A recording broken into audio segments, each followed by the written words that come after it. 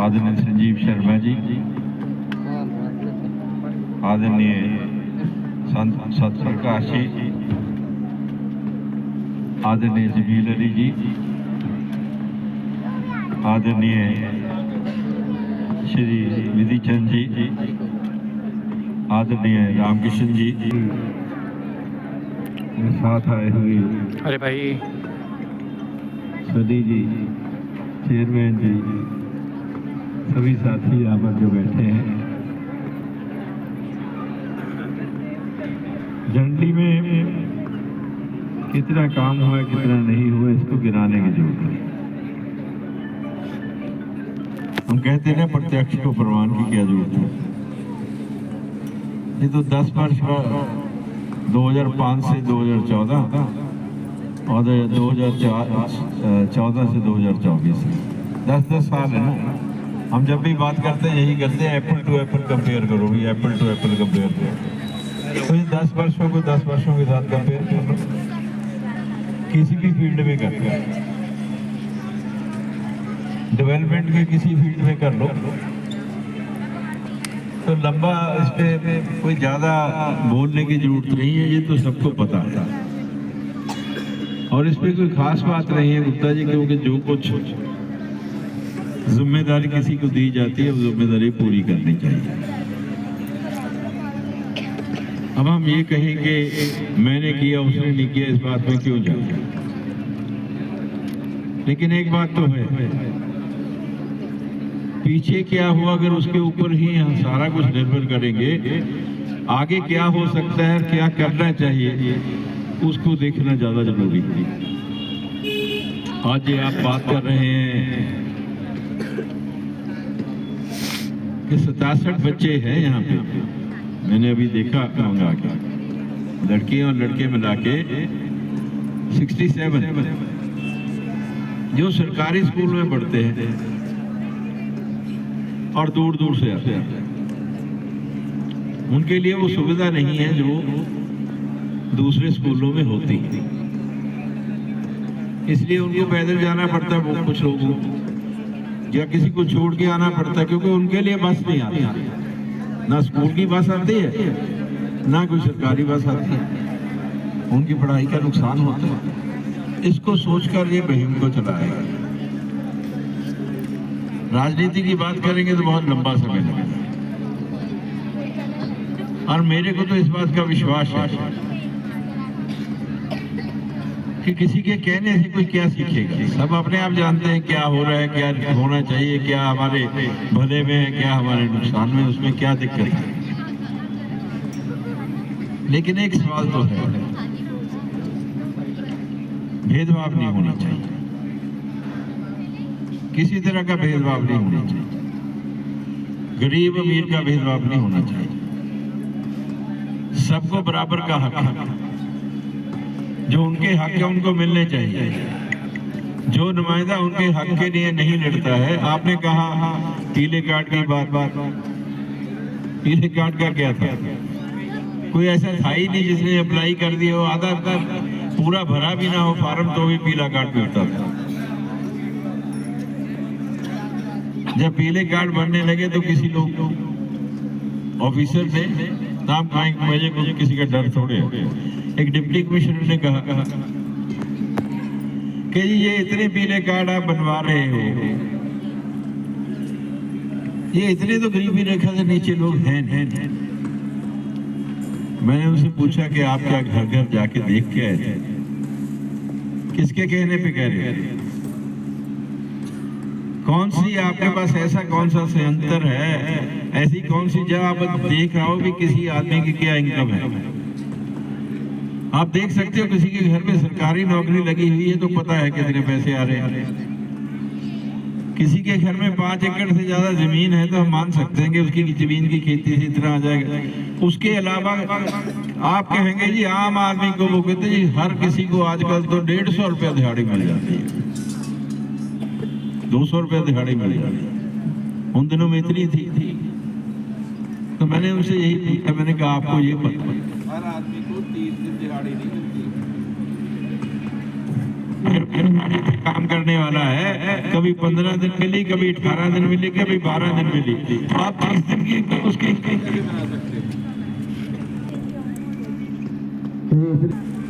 Colony हम उसको दे रहे हैं जिसके पास घर नहीं, उसको जमीन देके सरकार ने बनाया है कि सरकार ऊपर से पैसे देके उसका 2 कमरे डलवा देगी या 1 कमरा डलवा देगी, और क्या है। तो फिर भी मुझे उनसे ये कहना पड़ा कि भाई ये जो पैसे लग रहे हैं, चाहे पीले कार्ड के जरिए सब्सिडी मिले, चाहे कॉलोनियों के जरिए उनका सुविधा मिले, या कोई भी काम हो, ये पैसे किसी के घर से नहीं जा रहे हैं। ये जनता के पैसे हैं, जनता ने दिए, जनता को ये मिलने चाहिए। तो आपको क्या ऐतराज है, इस पर क्या आक्षेप है आपका? तो इस बात को मैं मानता हूं कि हमारा सबका फर्ज बनता है कि हम अपने बच्चों के भविष्य की तरफ ध्यान दें। और आज हमारे पास पढ़ाई की बात चल रही है, यानी कि 60 से ऊपर बच्चे जो है ये 9वीं 10वीं में सिर्फ सरकारी स्कूलों में पढ़ते हैं। तो इससे कहीं यहाँ के टोटल 9वीं 10वीं के बच्चे सरकारी स्कूलों में 2000 से ऊपर है। इस हिसाब से 9वीं 10वीं में पढ़ने वाले बच्चे टोटल कम से कम नहीं तो 10,000 बच्चे होंगे। 10,000 बच्चे होंगे आज पूरे वाले कंस्टिट्यूएंसी में। तो भाई आप तो बात कर रहे थे कुछ सालों की, जो ये बच्चे हैं इनको 5 साल के बाद नौकरी चाहिए है, आपके पास 10,000 नौकरी देने को? अगर नहीं होगी तो इनका पढ़ना लिखना तो बेकार के, इनके ऊपर जो खर्च किया माँ बाप ने वो क्या करेंगे? यानी कि 5 साल के बाद 12th वाला बच्चा कोई ना कोई इंजीनियरिंग कर सकता है, 5 साल का कोर्स कर सकता है, कोई वकील बन सकता है, कोई डॉक्टर बन सकता है। लेकिन 10,000 बच्चे जब पढ़ के निकलेंगे, कोई ग्रेजुएट होगा, कोई पोस्ट ग्रेजुएट होगा, कोई BBA करेगा, कोई BCA करेगा, कोई BCom करेगा, इतने बच्चे पढ़ के आगे आएंगे तो उनके लिए जॉब चाहिए। ये सबसे बड़ा मुद्दा यही है कि नौकरी मिलनी चाहिए। अगर नौकरी नहीं मिलती तो निराशा उनके हाथ पड़ती है, परिवार में भी। अब पढ़ते क्यों हैं बच्चे? हर बच्चे के मन में होता है कि मैं पढ़ लिख के बड़ा होके माँ बाप के साथ सहयोग करूंगा, उनकी मदद करूंगा, फिर मेरा परिवार बनेगा। उनकी भी तो शादी हो जाएगी। आज जो आज 17 साल का है, आपने कहा जो 17 साल का आज है, उसकी भी 7-8 साल में शादी हो जाएगी, उसका परिवार भी हो जाएगा। समय बहुत कम है, जो समय पता चलता है 7 साल कब निकल गए, तो जब उसका परिवार हो जाएगा उसके पेरेंट्स उसको भी चाहिए, उनको भी पालना है। तो आज हमारा सबसे बड़ा, मेरा तो ये कहना है कि इन बच्चों को मैं ये कहने के लिए आया हूँ कि अपना भविष्य बनाने के लिए अभी से सोचिए कि कौन सा प्रोफेशन अख्तियार करना है, कौन सा प्रोफेशन में जाना है। ये नहीं है कि हमने 10th क्लास शुरू कर लिया, ग्रेजुएशन कर लिया, काम बन गया, नहीं होगा। आप देखिए कि किस फील्ड में देश में नौकरियां हैं और कैंडिडेट कम है। जब कम 100 नौकरी है तो 200 कैंडिडेट है तो भी चल जाता है। यहाँ तो एक नौकरी निकलती है, एक, और कई बार तो एक नौकरी निकलती है PM की और 10,000 एप्लीकेशन है। आप अनुपात लगाइए क्या, ऑनेस्ट टू डेथ होगा, कभी किसको मिलेगी? तो सोचने की, एक तो अपनी एजुकेशन के सिस्टम के हिसाब से हमें देखना है कि हम कैसे ज्यादा से ज्यादा उस फील्ड में जाएं यहां से हमें जल्दी से नौकरी मिल सके। दूसरा, कभी नौकरी मिले इसलिए ऐसी अपॉर्चुनिटीज भी तो क्रिएट करनी पड़ेगी, और वो कैसे होगी? जब भी IIMT की हम बात करते हैं तो कई बार पूछ लेते हैं लोग कि क्या है ये IIMT से क्या होगा, कैसे समझाओ? तो मैं कहता हूँ समझा ही देता हूँ। IIMT, मेरे पत्रकार बंधु बैठे हैं, शर्मा जी भी बैठे हैं, मेरी तरफ ध्यान नहीं दे रहे, सब लिखने में ध्यान दे रहे हैं, और मेरी तरफ ध्यान दे रहे हैं इसलिए लिख रहे हैं। तो IMT जो है सिर्फ एक जगह नहीं लगी, रोहतक के साथ तो अम्बाला की लग रही थी, लेकिन उससे पहले गुड़गांव लगी, फरीदाबाद लगी, अब खरगोदा लगी, अब रानी में लगी, अब रोहतक में लगी। हम देख रहे हैं ना, तो जो भी IMT लग रही है वो इस तरह कोई नहीं लग रही, सब उधर लगी। लेकिन उसका नतीजा क्या है? गुड़गांव कितना बड़ा शहर हो गया, फरीदाबाद कितना औद्योगिक शहर बन गया। रोहतक में पिछले 14 वर्षों में जब से वो लगी है 50,000 के करीब नौकरियां लगी हैं लोगों को। सरगोदा में लगा रहे हैं तो वहाँ 800 एकड़ में मारुति प्लान लगा रही है, होंडा अपना मोटरसाइकिल का प्लान लगा रही है सरगोदा IMT। अगर IMT अम्बाला में लगती और एक ही प्लान लग जाता 800 एकड़ में या 1000 में हीरो का और मारुति का, तो कम से कम 18,000 से 20,000 नौकरियां हैं एक प्लान में। हमारे इससे भी तो आगे आती। आप देखो कौन सा प्लान लगा है, कौन सा, तो इसीलिए IMT के लिए जॉब लगाते और IMT लग रही थी। मुझे कोई गुरेज नहीं है इस बात में, कहते हैं कोई हिचकिचाहट नहीं है कि IMT तो लगी होती, आज हमारे भी यहाँ 50,000 नहीं तो 30,000 बच्चे लगे होते, उसमें से अम्बाला के कम से कम 15,000 बच्चे लगे होते, लेकिन एक जगह पे 5 कांग्रेस के नेता बैठ गए, 5 या 6 कि जी हम तो भूख हड़ताल में बैठे। भूख हड़ताल कैसी थी? सुबह भागे आते थे, रात में जाके खा लेते थे, यही था और क्या। और फिर रात को सोते थोड़ा थे वहां, सुबह 11 बजे आते थे, नाश्ता नूश्ता अपना पराठे खा के आ जाते थे और 5 बजे उठ के चले जाते थे, घर जाके फिर खाना खा लेते थे। तो भाई उनकी कौन सी भूख हड़ताल है? जो भूख हड़ताल तो हमारी करवा दी, हमारे जो बच्चे नहीं लग सके वो भूख हड़ताल तो हमारी करवा दी। हमारे 10-15,000 बच्चे लगे होते, आज वो नहीं लगने दिए, उनको कैसे माफ कर देंगे भाई?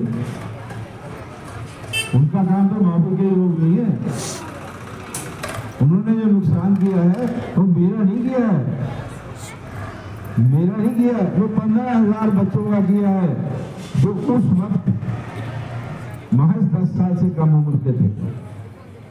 कोई 6 साल का था, कोई 7 साल का था।